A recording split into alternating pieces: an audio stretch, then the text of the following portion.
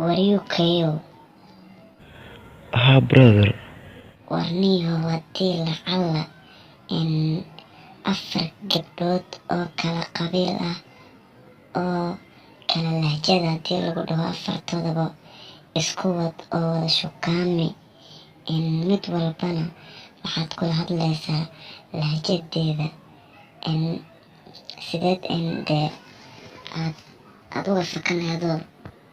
oo aad afartaad gabdhood baatee midba lahjadeeda aad hadli lahayd in afarta gabdhoodna aan ku kala sheego in midi waa raxan weyn, midina waa in biyamaal, midina waa isaaq, midina waa abgaal. okay in afartoodaba horta saaxiibkeeyo in dee horta waan isku dayi lahaa aniga dee midda mayda horto maalinta koowaadba dee waxaan dhihi lahaa hooba ka aragi ka jeclaada dee maalinta labaadna yeelkadeeda ereyo kale usoo raadi lahaa dee wiil wal oo waxawaaye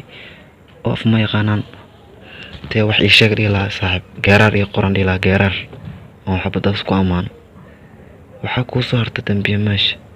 biyamaasha ayadana waxaan dhihi lahaa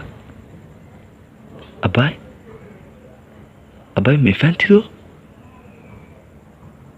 aniga dardaada u dhibaato war biyamaalka ila dhib badan saaxiibo wallaahi in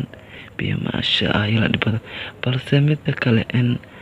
midda abgaalka iyo midda isaaqda aniga waan ka faka karaa waxaan dee isaaq waxaan dhihi lahaa dee in adeero dee imikadan ku arkaba waaniga jareeye yaa soo maad gaaraan dee aad baan kaaga helay walaalo dee miyaad isoo dhaweynaysaa sidaasaan dhihi lahaa dan abgaalka soomahan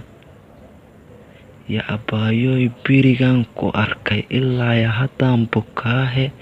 wax ma ila qabatido aan dhihi lahaa horta